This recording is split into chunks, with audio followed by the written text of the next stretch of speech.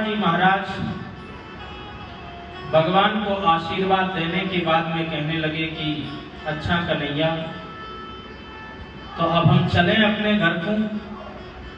भगवान बोले ठीक है, जाओ जैसी तुम्हारी इच्छा। तो सच में जाऊं? बोले हाँ हाँ जाओ। सुदामा जी विचार करने लगे, बताओ इतनी दूर से मैं आया, विदाई के नाम पर कुछ भी, अरे कोई किसी के यहाँ जाता है तो हम जैसे कुछ न कुछ लेके आए तो इसको भी कुछ न कुछ तो देना ही चाहिए, परंतु इसने तो फूटी कौड़ी भी हाथ पर नहीं रखी। सुदामा जी कृष्ण जी से आज्ञा लेकर के जाने लगे और जाकर के मन ही मन में सोच रहे हैं कि अच्छा ही किया इस कृष्ण ने मुझे कुछ भी नहीं दिया, नहीं तो कई बार जिसके पास कुछ भी ना हो उसके पास यदि धन दौलत आ जाए तो उसकी बुद्धि खराब हो जाती है। अच्छा ही किया इसने कि मुझे कुछ भी नहीं दिया। कहाँ मैं इतना दरिद्र हूं, क्वाहम दरिद्रा पपीयान क्वाह कृष्णा श्रीनिकेतना ब्रह्म बंधुरितिष्माहं बाहुभ्याम परिरम्यतः। उस दरिद्र को अपने हृदय से लगाया, अपने राज गद्दी पर बिठाला, अपने निज सैया पर मुझे बिठाल करके मेरी चरण सेवा भी की है। तो इतना सब कुछ कर दिया तो मैं तो अपने आप को परम सौभाग्यशाली समझता हूं, और मुझे यदि धन दे देते तो हो सकता है मेरी बुद्धि दूषित हो जाती, मैं फिर धन का अपमान भी कहीं कर सकता था। अच्छा हुआ इस कृष्ण ने मुझे धन दिया ही नहीं। अधनोऽयं धनं प्राप्य मद्यन्नुच्चर्यमास्मरेतुम् इति करुणा को नूनं धनं मे भूरि न ददातु। धन को पाकर के जीव विषयों में भटक जाता है। धन जहां पर आता है तरह तरह के कलह कलेश परेशानियां आदि को लेकर के आता है। अब मेरे पास धन नहीं है तो मैं खूब अच्छी तरह भगवान के चरणार बिंदों की सेवा करूंगा, भगवान के भजन करूंगा। यही मन में विचार उठ रहे सुदामा जी के। इन्हीं सब विचारों को सोच सोच करके सुदामा जी धीरे धीरे आगे बढ़ते जा रहे हैं। जैसे ही सुदामा जी अपने घर के पास में पहुंचे तो वहां देखा कि अरे उनकी तो झोपड़ी भी गायब है। वहां तो बड़ा भारी महल खड़ा है। अब तो ये देख करके सुदामा जी की धड़कन तेज हो गई। सुदामा मंदिर देख डरे, सुदामा मंदिर देख डरे, यहाँ तो थी मेरी टूटी झोपड़िया, यहाँ तो थी मेरी टूटी झोपड़िया, कंचन महल खड़े, सुदामा मंदिर देख डरे। जैसे ही सुदामा जी ने देखा हमारी झोपड़ी गायब है, चलो भैया झोपड़ी तो दोबारा भी बना लेंगे। हमारी पंडितानी सुशीला जी को भी कोई ले गया, अब उनको कहां से लेकर के आएंगे। यही सब मन में विचार कर रहे, बताओ मेरी भगवान पंडितानी कहां चली गई। और मन में विचार ही करते करते द्वारपाल जो थे उस महल के, उन्होंने देखा कि एक ब्राह्मण बहुत देर से चक्कर लगा रहा है, वेशभूषा उसका ऐसा ही है। उसने जाकर के तुरंत सुशीला महारानी को बताया। उन्होंने झरोके से झांक करके देखा और देख करके कहने लगे, अरे यही महाराज हैं, चलो आरती की थाली तैयार करके इनके स्वागत के लिए चलते हैं। अब आरती की थाली तैयार करके जैसी सुशीला जी सभी सैनिकों के साथ में आई और आकर के जोर से बोला, सुदामा जी महाराज की जय। अब सुदामा जी डरे सहमे सोचने लगे कि कोई बड़े घर की बहू पूजा करने के लिए जा रही होगी, वो हो सकता है इसी राज्य के राजा की पत्नी होगी। तो सुदामा जी डरे सहमे एक कोने में खड़े हो गए जाकर के। अब जैसे ही एक कोने में खड़े हो गए और विचार करने लगे, अरे सुदामा तो मेरा ही नाम है, परंतु ये सुदामा महाराज कौन है? हो सकता जिसने यहाँ पर इतना बड़ा महल बनाया इस राजा का नाम सुदामा ही होगा। परंतु पत्नी जैसे ही पास में आई सुशीला जी और आकर के सुदामा जी के सामने आरती करने लगी। सुदामा जी डरे से में बोले, देवी जी आप कौन? बोले, वाह महाराज, ऐसे अपने मित्र से मिलवे गए कि तुम मुझको ही भूल गए। अरे मैं तुम्हारी पत्नी हूं, मेरा नाम सुशीला। जब जैसे ही शब्द कान में पड़े सुदामा जी को तो होश उड़ गई। अरे सुशीला, अब तो तेरे दो चुटीला, इतनी सज धज के तू कैसे आ गई? पत्नी बीच विरस्फुंति देवी वैमानिनी कृम्या दासीनां निष्कंठीनां मध्य भांति सविस्मिता। तू इतनी सज धज के कहां से आ गई? अरे हमारी तो यहाँ पर छोटी सी टूटी फूटी झुपड़िया हुआ करती थी, यहाँ इतना बड़ा महल बन गया और तो इस महल में रहने लगी। सुशीला ने कही, अरे ये सब तुम्हारे मित्र का ही चमत्कार है, तुम्हारे मित्र ने कुछ बताया नहीं? बोले, उसने तो मुझे कुछ भी नहीं बताया, परंतु आज मैं जान गया, आज भी वो छलिया ही है। मुझे कुछ भी नहीं बताया, मैं गया यहाँ से इतनी दूर से, लौट करके जब आने लगा तो उसने फूटी कौड़ी भी मेरे हाथ पर नहीं रखी। और परंतु मन ही मन में संकल्प करके आज इतना बड़ा महल मुझको प्रदान कर दिया। मेरा कन्हैया भी बिल्कुल घनश्याम की तरह है। बाघों का नाम घनश्याम और बादलों का नाम भी घनश्याम होता है। कई बार बादल रात्रि में बरस जाते हैं, किसी को पता ही नहीं चलता है। उसी प्रकार से परमात्मा की कृपा कब जीत पर बरस जाए उसको पता भी नहीं चल पाता है। परमात्मा की कृपा चारों तरफ बरस रही है, परंतु हम उनकी कृपा का रसस्वादन नहीं कर पाते, उनकी कृपा को समझ नहीं पाते। आप विचार करो कि परमात्मा की यदि कृपा नहीं होती तो क्या इतना अच्छा शरीर हमें प्राप्त हो पाता? परमात्मा ने जो हमें ये शरीर दिया है, इसके पीछे परमात्मा का कोई हेतु नहीं है। देत ईश बिनु हेतु सनेई, कबहु की कर करुणा नर देई। ये जो नर शरीर दे दिया, ये क्या परमात्मा की कम कृपा है? कहीं आप विचार करो कि कहीं बांग्लादेश जैसे देश में यदि पैदा हुए होते तो क्या बैठ करके भगवान की कथा का रसस्वादन कर सकते? यदि कोई जहां पर प्रत्येक दिन युद्ध होते ही रहते, यदि ऐसे देश में कहीं पैदा कर दिया होता भगवान ने, तो कितनी परेशानी होती। तो भगवान की ये कृपा ही है कि मनुष्य शरीर मिला। मनुष्य शरीर के बाद में भारत भूमि में ये शरीर मिला। भारत भूमि में भी जहां पर देवता विभिन्न अवतार लेकर के आते हैं, ऐसे स्थान पर शरीर मिला।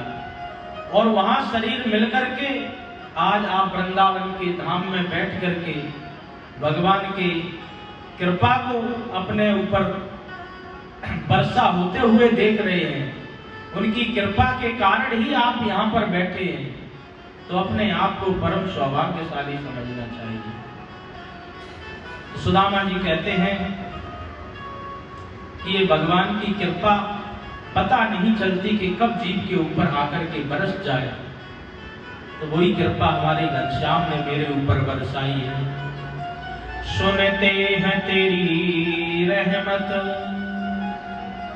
दिन रात बरसती है, एक बूंद जो मिल जाए मन की कली खिल जाए।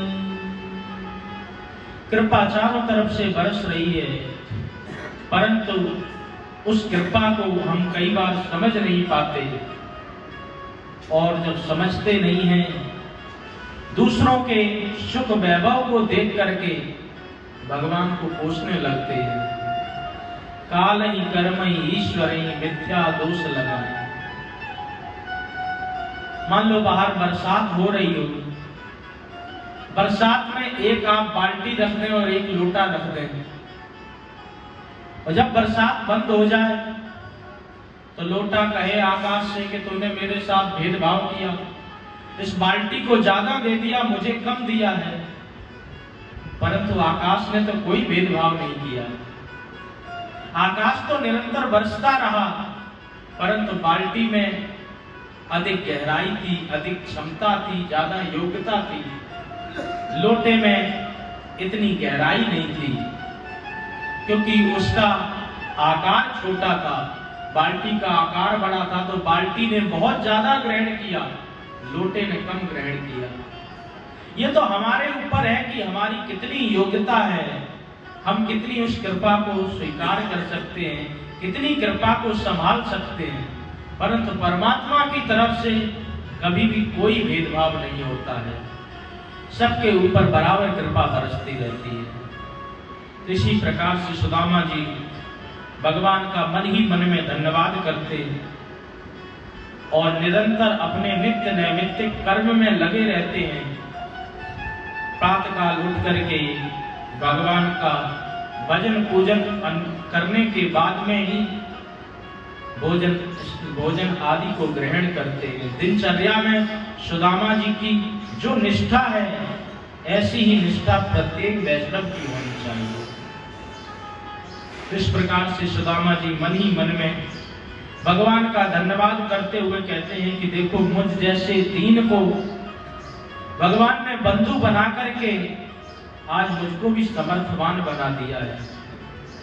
श्री सुखदेव जी महाराज कहते, परीक्षित तुम पूछ रहे थे कि भगवान ने कभी किसी दीन को बंधु बनाया कि नहीं, तो सुदामा जैसे दीन को बंधु बना करके केवल मित्रता ही नहीं निभाई, बल्कि सभी प्रकार से जैसी द्वारकापुरी थी उसी प्रकार से एक सुदामापुरी बना करके तैयार करके सुदामा जी को प्रदान कर दी। बोल भक्त वत्सल भगवान की। इस प्रकार से भगवान समय समय पर जीवों पर कृपा भी बरसाते हैं। एक बार भगवान ने सोचा कि सूर्य ग्रहण आ रहा है, तो चलो चल करके कुरुक्षेत्र में स्नान करने चले। अथैकदा द्वारे वृत्यां बसतो राम कृष्णयो सूर्यो पराग सुमहासी कल्पक्षये यथः। भगवान बलराम जी को लेकर के एवं समस्त द्वारका वासियों को लेकर के आज स्नान करने के लिए तुरंत कुरुक्षेत्र की नगरी पर पहुंच गए। वहां पहुंच करके देखा तो वहां ब्रजवासी भी आए हुए थे। नंद बाबा आई, यशोदा माता आई, देवकी आई, सभी माताएं आई, सभी ब्रजवासी आई और आकर के उसी स्नान को करने के लिए रास्ते में चल रहे। अब जब रास्ते में चल रहे तो इधर भगवान की सवारी भी चल रही। तो जैसे ही भगवान की सवारी धीरे धीरे आगे बढ़ती है तो ब्रजवासी अकड़ में आकर के वहां पर खड़े हो गए और रास्ता रोक लिया। जैसे ही उनको पता चला कि मेरा कन्हैया आया है तो तुरंत रास्ता उन्होंने रोक लिया। जब भगवान कृष्ण के द्वारपाल आए, आकर के कहा भैया रास्ता दो, इस रथ को निकलने दो।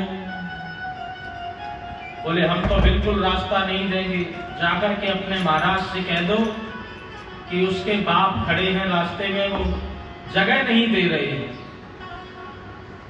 अब तो द्वारपालों को बड़ा क्रोध आया, परंतु उन्होंने जैसा कहा ब्रजवासियों ने वैसा ही जाकर के कृष्ण से कह दिया। कृष्ण जी समझ गए कि ये ब्रजवासियों के अलावा किसी की इतनी हिम्मत नहीं है कि मुझको इस प्रकार से बोल सके।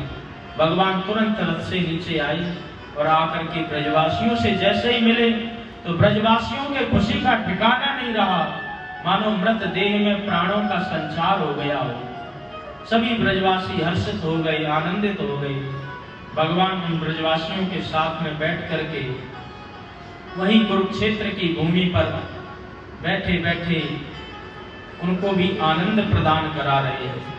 आज भगवान 111 वर्ष के बाद ब्रजवासियों से मिले जाकर के, क्योंकि जब 11 वर्ष के थे तभी वृंदावन से वो मथुरा की ओर आ गए थे और 100 वर्ष तक द्वारका में रहे। तो इस प्रकार से 111 वर्ष हो गए।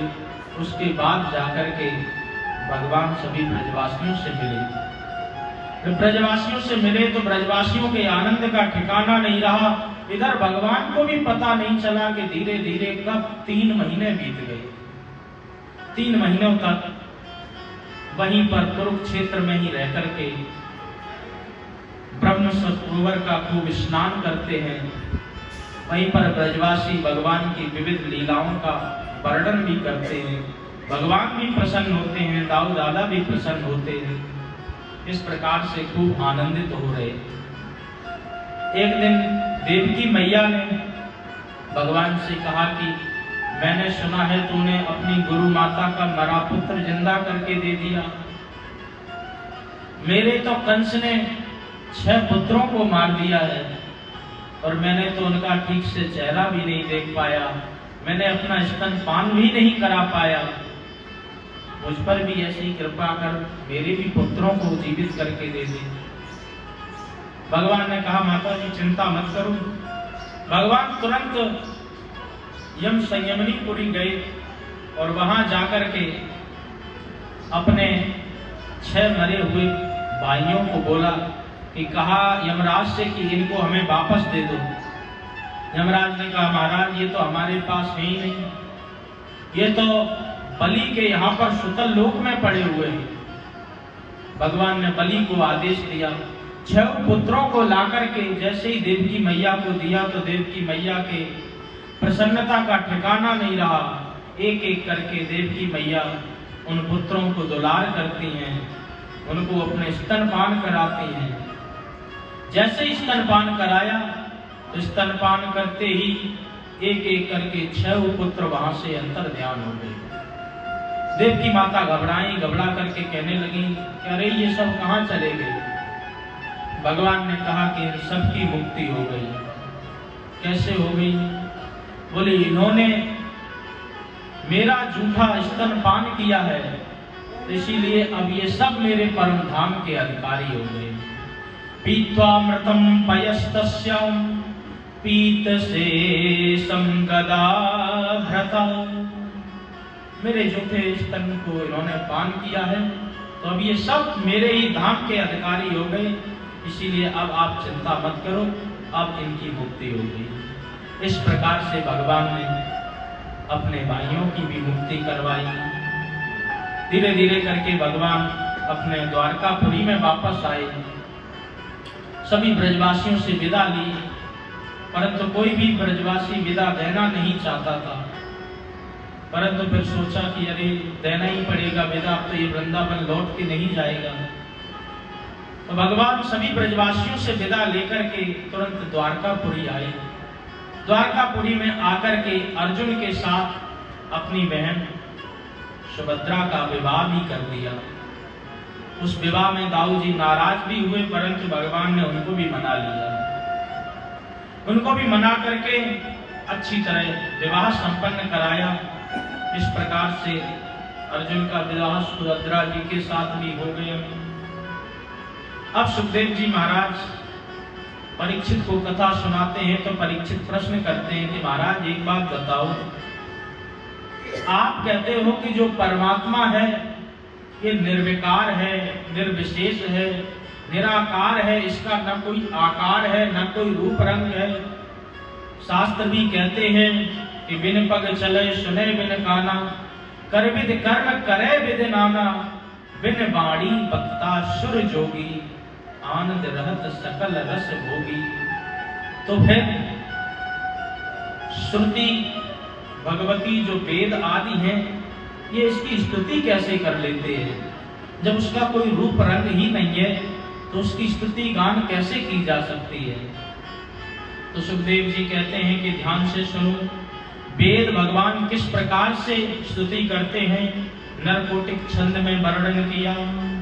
जय जय जय जाम मित गोर दोष ब्रवीत गोड़म, तमसि यदात्मना समर्थ समस्त भागम, अज गज दोक शोक समलाखिल सत्य बोधते, कुचित जयात्मना चरते नुचरेण्य गामः। श्री सुखदेव जी महाराज कहते हैं कि वेद भगवान उसी प्रकार से स्तुति करते हैं जैसे सोते हुए सम्राट को सूत मागर बंदी आदि आकर के विभिन्न प्रकार के गीतों से जगाते हैं। उसी प्रकार से सबके हृदय में परमपिता परमात्मा विराजमान है। उस परमपिता परमात्मा को हृदय में विराजमान दिखता तो नहीं है, परंतु उसको मान करके सब उसको जगाने का प्रयत्न करते हैं। सब कहते हैं हे प्रभु आपकी सदा सर्वदा जय जयकार हो, आप कभी भी पराजित नहीं हो सकते हैं, इसीलिए मैं आपकी सदा सर्वदा जय जयकार करता हूं। परंतु कई बार आप पराजित होते हुए दिखते हैं। हमारे हृदय में आपका भी निवास है और इसी हृदय में काम क्रोध लोभ मोह मद तथा मात्सर्य भी भरे हुए हैं। काम क्रोध लोभ मोह इन सबके झंडे तो खूब लहराते हुए हृदय में दिखते हैं, परंतु आपका कहीं अता पता नहीं चलता है। अरे जब आप पराजित नहीं होते हो तो फिर ये सब आप पर हावी क्यों हो जाते हैं? आप भी कुछ ऐसी कृपा करो कि ये सब विकारों से हमको मुक्त कर दो और अपना साक्षात्कार करवा दो। तब परमात्मा कहते हैं कि ये सब मेरी माया है। देवी एषः गुणमयी मम माया दुरत्यया, ये मेरी दुरत्यय माया है। इस माया से कोई जीव नहीं बच सकता है। अरे प्रभु जब ये इतनी खतरनाक है तो इसको बनाया ही क्यों? बोले माया के बिना संसार चल ही नहीं सकता था, इसीलिए माया का हमने आविष्कार किया या माया को हमने बनाया है। परंतु फिर भी कोई ना कोई तो उपाय होगा इससे बचने का। बोले एक ही उपाय है, मामे प्रपद्यन्ते माया में ताम तरन्ति ते, जो मेरे शरणापन्न हो जाता है उसको फिर ये माया किसी भी प्रकार से परेशान नहीं करती है। काम क्रोध लोभ मोह मद तथा मात्सर्य से यदि बचना चाहते हो तो फिर मेरी शरण में आना पड़ेगा, और मेरी जब शरण में आओगे तो फिर माया ये किसी भी प्रकार से ये काम क्रोध लोभ मोह आदि को हावी नहीं होने देगी। क्योंकि माया जो है ये भगवान की दासी है। जो भगवान के नाम का उच्चारण करता है, भगवान के नाम को भजता है, तो माया भगवान की दासी होने के कारण उस जीव को कभी परेशान नहीं करती।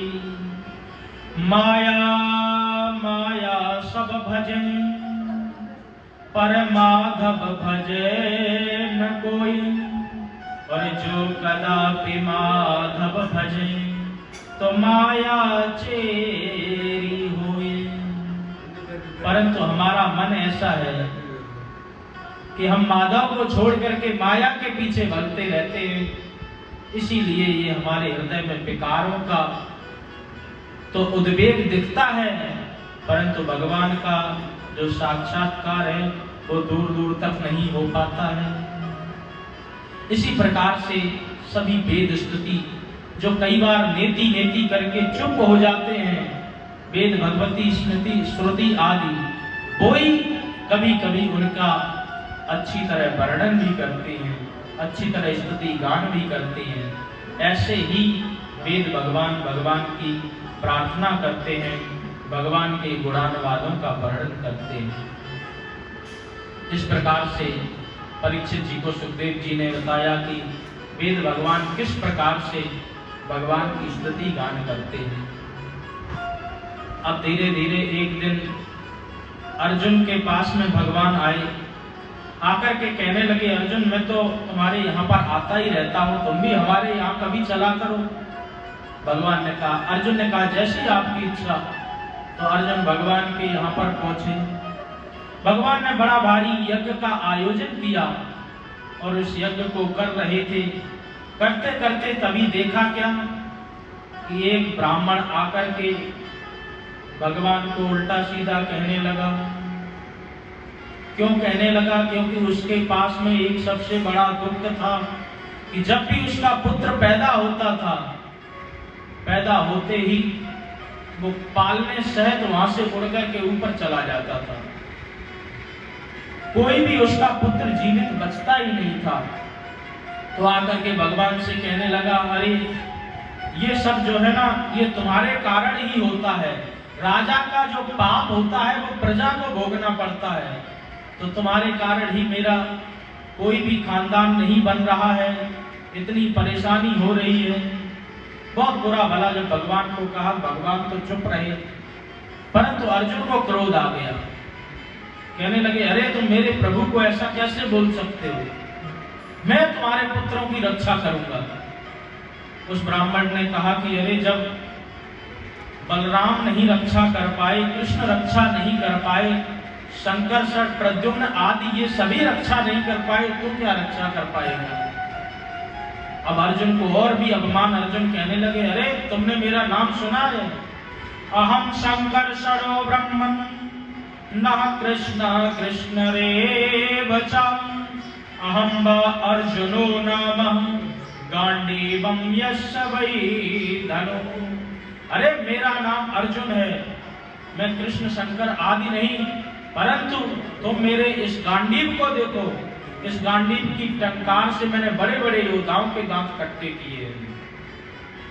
भगवान रोकते रहे, अर्जुन रहने दो, कोई बात नहीं, तुम ज्यादा परेशान मत हो, ये तो सबको अपने कर्मों का ही भोग भोगना पड़ता है।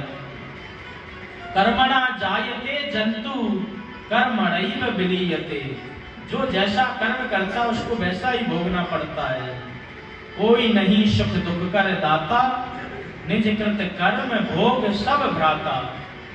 यदि आप बबूल के पेड़ को बोगे तो आपको कांटे ही मिलेंगे, आम के पेड़ को बोगे तो फिर आम के फल प्राप्त होंगे। इसी प्रकार से जो जैसा होता है वैसा ही उसको प्राप्त होता है। परंतु अर्जुन ने कहा, नहीं नहीं प्रभु, मुझसे सुना नहीं जा रहा, ये आपके बारे में इतना कुछ बोल रहा है, अब मैं जाकर के इसके पुत्रों की रक्षा करूंगा।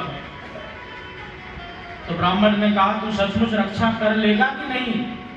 बोले, यदि मैं रक्षा नहीं कर पाया तो मैं अग्नि दहा लेकर के वहीं पर अपना संस्कार कर लूंगा।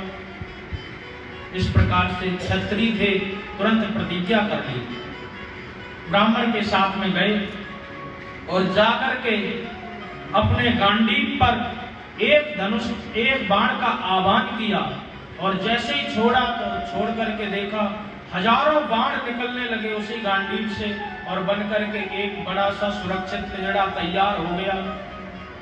घर के चारों ओर वो पिंजड़ा बन करके जैसे ही तैयार हुआ और कहने लगे, ब्राह्मण अब तो कोई खतरा नहीं है।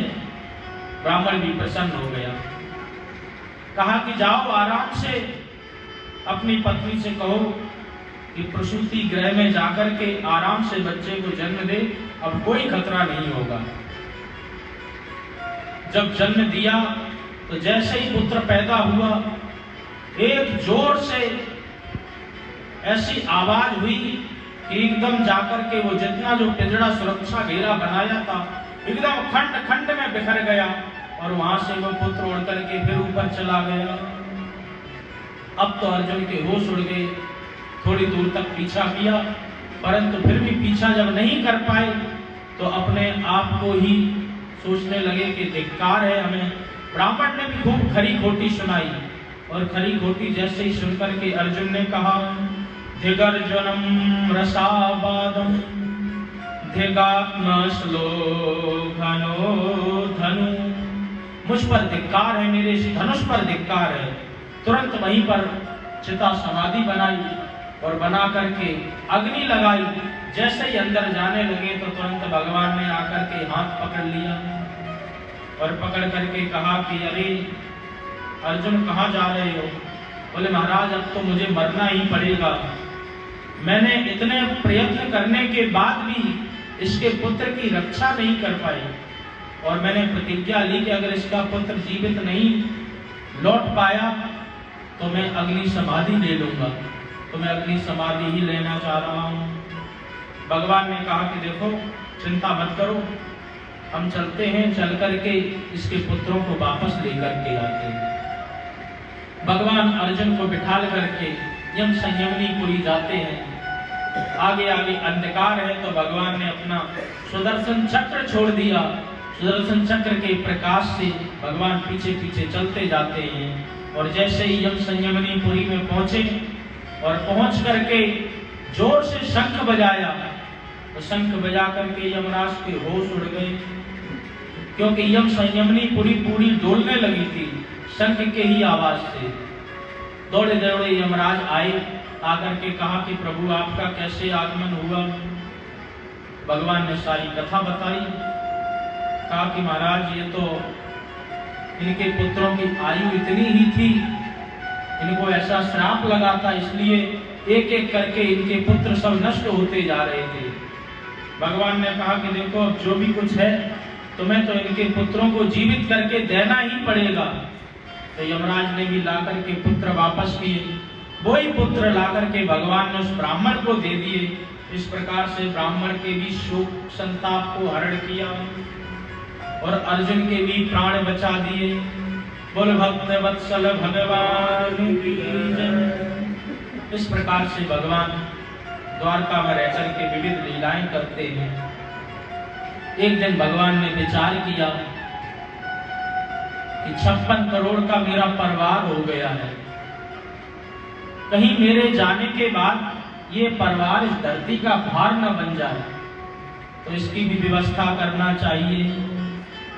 तो तुरंत भगवान ने संकल्प किया। भगवान के संकल्प से अनेकानेक संत साधु संत आकर के द्वारका में ठहर गए, वहीं अपना डेरा लगाया और वहीं लगा करके खूब भजन करते हैं। भगवान के यहाँ से खूब विविध प्रकार के व्यंजन आते, उन्हीं व्यंजनों को खा पी करके आनंद प्राप्त करते। इस प्रकार से जब महात्माओं को बैठे हुए देखा तो सभी भगवान के जो पारिवारिक जन थे वो पुत्र आदि सोचने लगे, अरे ये महात्मा आकर के इतने दिनों से यहाँ पर पड़े हुए हैं, अरे इनको कुछ ज्ञान आता भी है कि ऐसे ही खा पी करके यहाँ द्वारकापुरी में अपना समय पास कर रही है। चलो इनकी परीक्षा लेने चलते हैं। तो जो जामवती नंदन सांब था, सांब को साड़ी पहना दी और साड़ी पहना करके 4-5 लोग साधु के पास में गए। महाराज जी ये बताओ कि मेरी इसको ये जो स्त्री है इसको लड़का होगा कि लड़की होगी? अब संत वहां पर बैठे, उन्होंने कहा अभी बताते हैं। अब संतों ने देखना चालू किया, कोई आंख बंद करे, कोई नाक बंद करे, कोई प्रश्न कुंडली बनाए, कोई लग्न कुंडली बनाए, परंतु पल्ले किसी के भी कुछ ना पड़े। तब तक एक साधु समझ गया और कहने लगे, क्यों बच्चों साधु संतों से मजाक करते हो?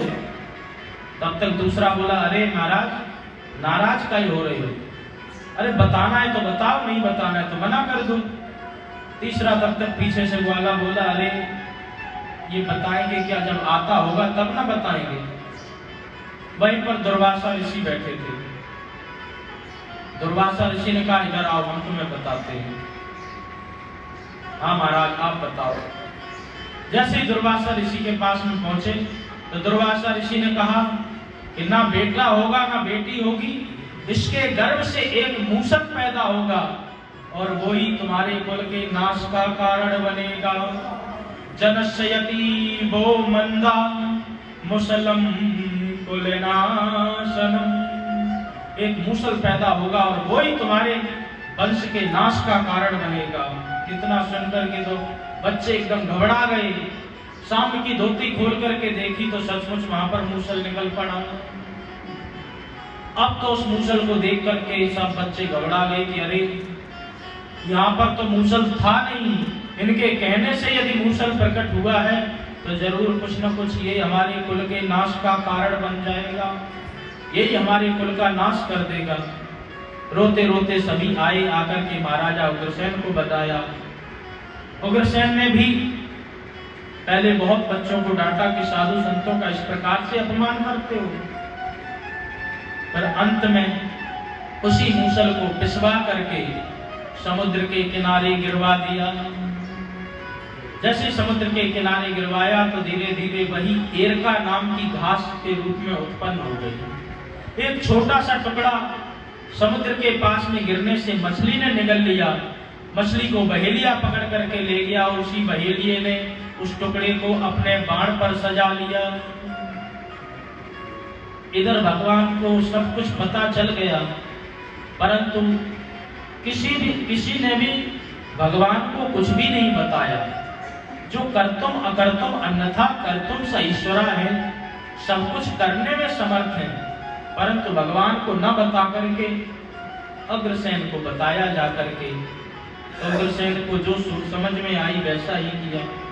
भगवान ने भी सोचा चलो कोई बात नहीं, राम कीन चाहे सोई होई, करे अन्यथा अस नहीं कोई। जैसी भगवान की इच्छा है वैसे ही हो जाएगा, कोई बात नहीं। इस प्रकार से दुर्वासा ऋषि का यदुवंश को श्राप भी प्राप्त हुआ। अब एक दिन भगवान ने देवर्षि नारद जी को कहा कि जाकर के मेरे माता पिता को मेरे स्वरूप का बोध करवाओ, उनको भी बताओ कि मेरा स्वरूप क्या है, उनको भगवत भक्ति की उपासना के बारे में बताओ, तत्व ज्ञान के बारे में बताओ, तो वो अच्छी तरह मुझे समझ सकें। नारद जी भगवान की आज्ञा मान करके जैसे ही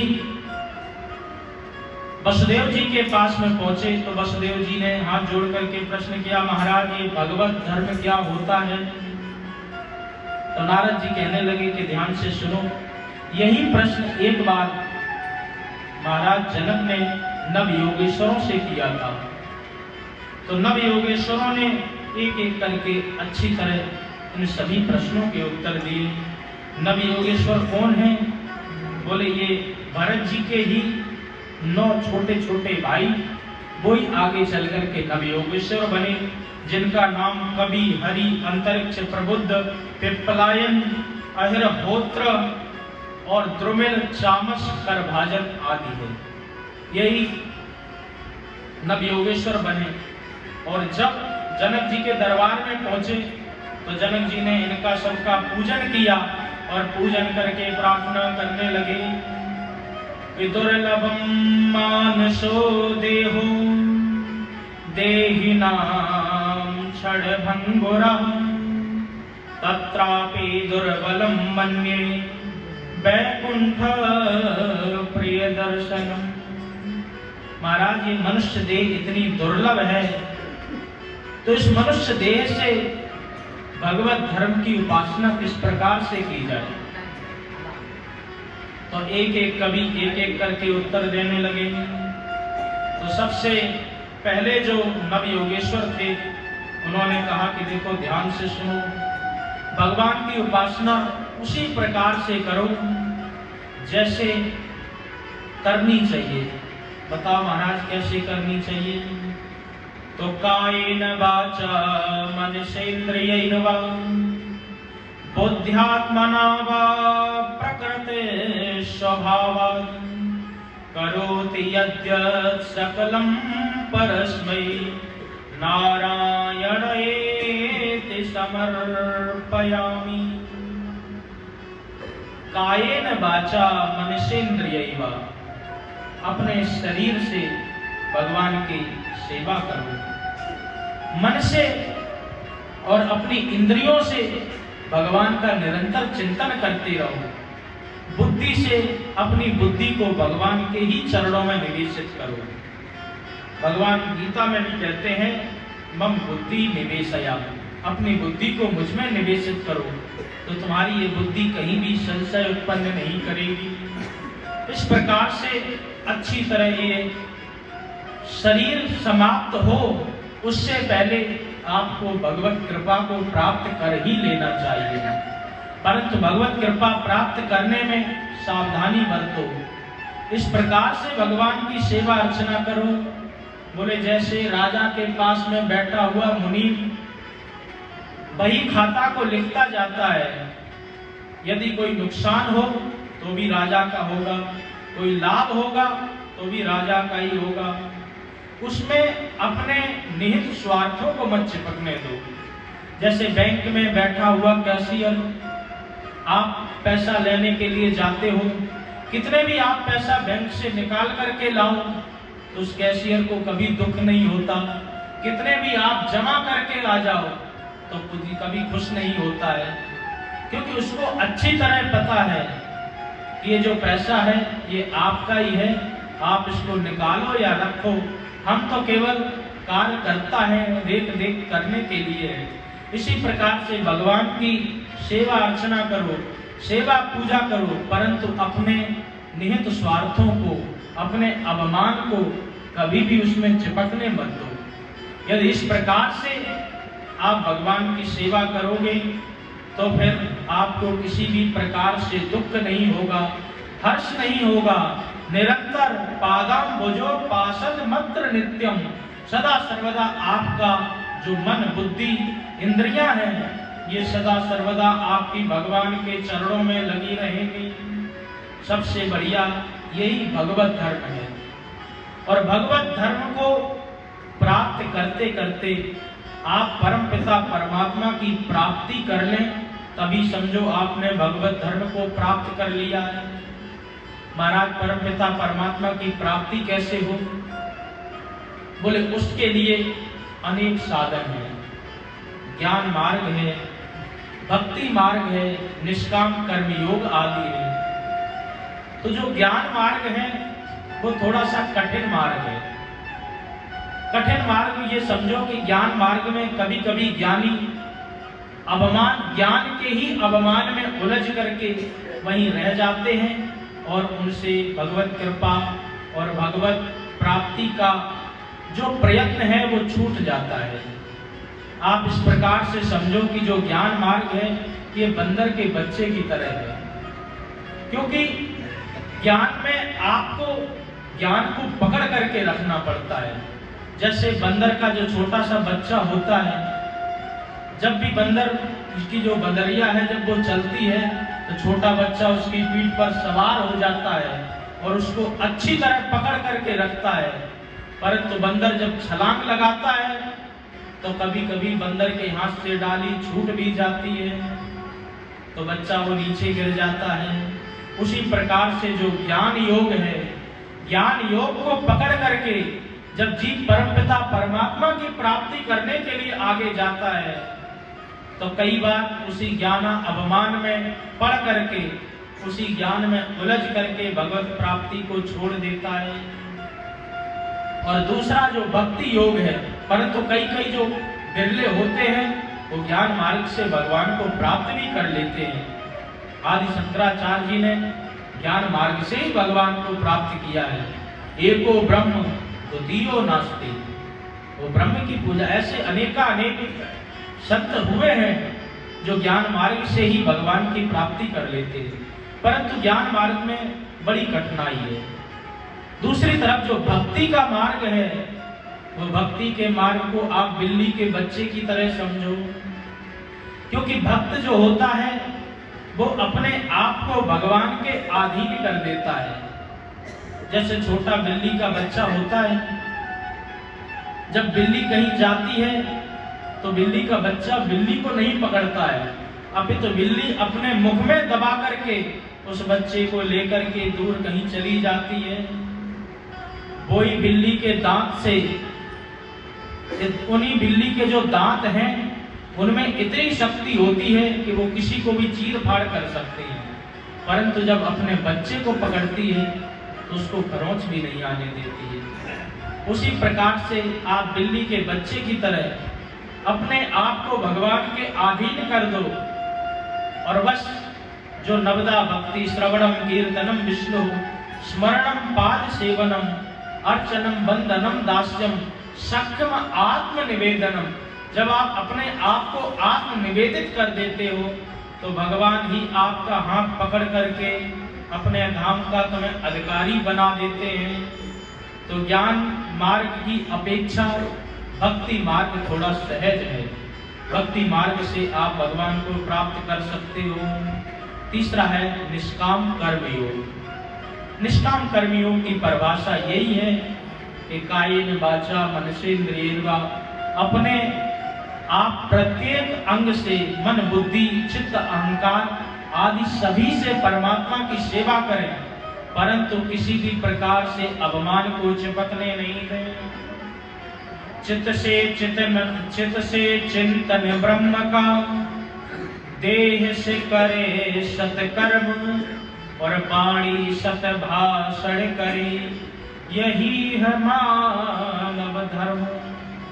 यही निष्काम धर्म है, यही निष्काम कर्म योग है कि आप किसी भी प्रकार से अपने अहंकार को, अपने जो आपके दुर्गुण हैं उनको कभी भी परमात्मा की प्राप्ति में सामने नहीं आने दें, तभी आप परमात्मा की प्राप्ति ठीक से कर पाएंगे और उसी प्राप्ति से आपको मुक्ति प्रदान हो जाएगी, आप अपने स्वरूप को पहचान जाएंगे। इस प्रकार से भगवत उपासना की विधि बताई। जो अंतरिक्ष महाराज हैं, जो नव योगेश्वरों में जो अंतरिक्ष हैं, उन्होंने माया का स्वरूप बताया। प्रबुद्ध जी ने माया से बचने का उपाय बताया है। माया का स्वरूप क्या है?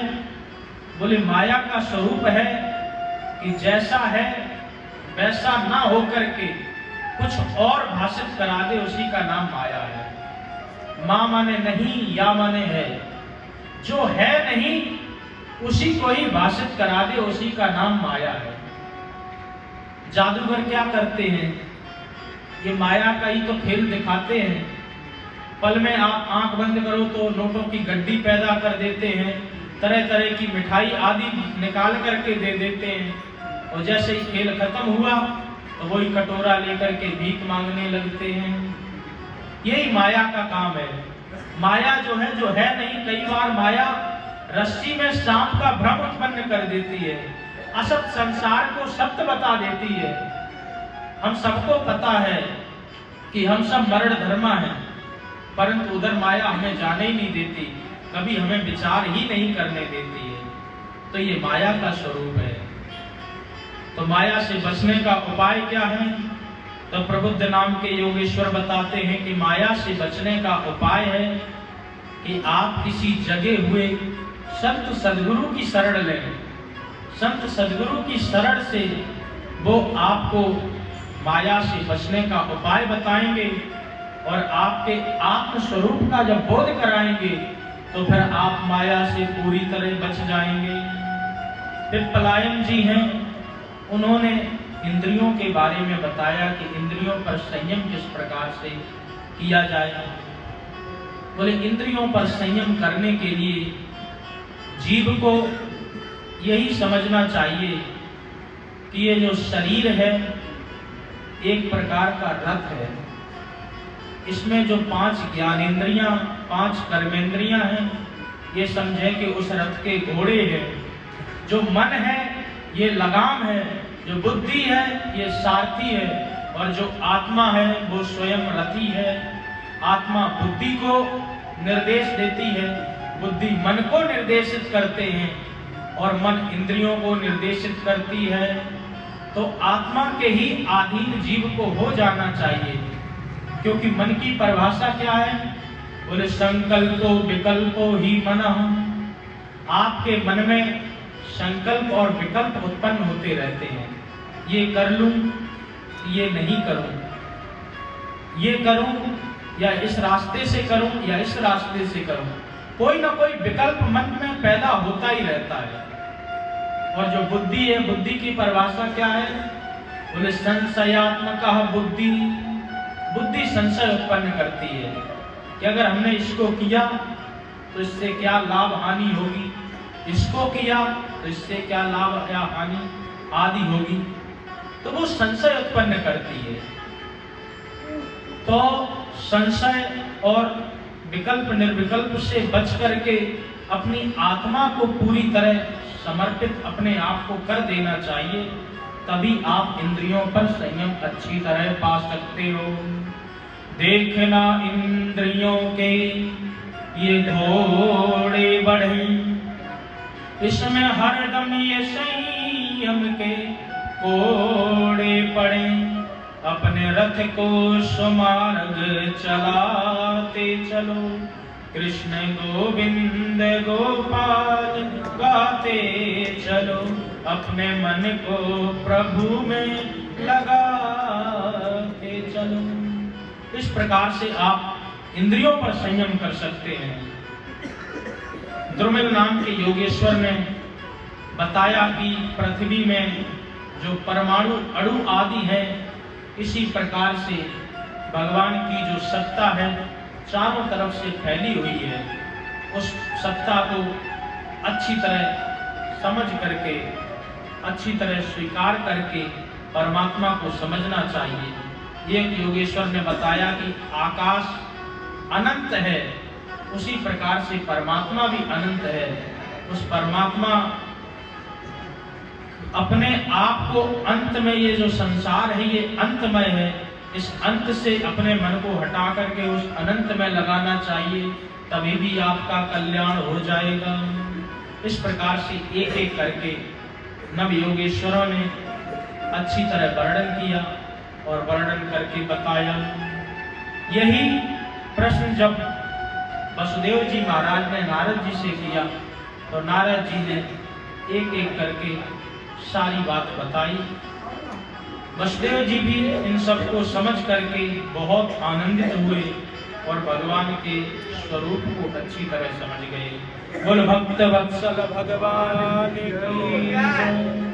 इस प्रकार से एक एक करके भगवान के स्वरूप को अच्छी तरह जान लिया, भगवान के स्वरूप को अच्छी तरह समझ लिया और समझ करके अपने आप को भगवान के ही चरणों में लगा करके अपने जीवन के मुक्ति का उपाय ढूंढा और अंत में भगवान की आराधना करते हुए नारद जी के द्वारा बताए हुए उपदेश से अपने आप को मुक्त भी कर लिया। और कृष्ण कन्हैया लाल की जय। आगे चल करके भगवान से उद्धव जी प्रश्न करते हैं कि मुझे लगता है कि आप परम धाम जाने की तैयारी कर रहे हो, हमको छोड़ करके जा रहे हो, तो हम भी साथ जाना चाहते हैं। तो भगवान ने कहा कि तुम यहीं पर रहो। कैसे रहें? बोले एक सन्यासी बनकर के रहो। सन्यासी कैसे बना जाता है? तो अच्छी तरह दत्तात्रेय के जो 24 गुरु हैं उन सबका वर्णन करके सुना दिया। तो उनका वर्णन कल ठीक समय पर करेंगे, क्योंकि अभी यदि आरंभ करते हैं तो समय काफी लग जाएगा। तो कल ठीक समय पर दत्तात्रेय के 24 गुरुओं का वर्णन, भगवान के स्वरूप का वर्णन कि भगवान का स्वरूप क्या है, बंधन और मुक्ति का वर्णन, और अंत में भगवान किस प्रकार से इस धराधाम को छोड़ करके श्रीमद् भागवत महापुराण में प्रवेशित होते हैं, इन सब का वर्णन कल ठीक समय पर करेंगे। अभी आपके भोजन प्रसाद का भी समय हो गया, अपनी वाणी को हम यही विराम देते हैं। बोल वृंदावन बिहारी लाल की, श्री सद्गुरुदेव महाराज की। सच्चिदानंद भगवान की, श्रीमद्भागवत महापुराण की, राष्ट्राशीश्वरी श्री राधा रानी सरकार की, पूज्य चरण सद्गुरुदेव स्वामी श्री गीतानंद जी महाराज की, परम पूज्य स्वामी श्री अवशेषानंद जी महाराज की, समस्त संत महापुरुषों की, समस्त भक्त जनों की जय जय श्री राम, जय जय श्री राम, जय जय श्री राधे श्याम।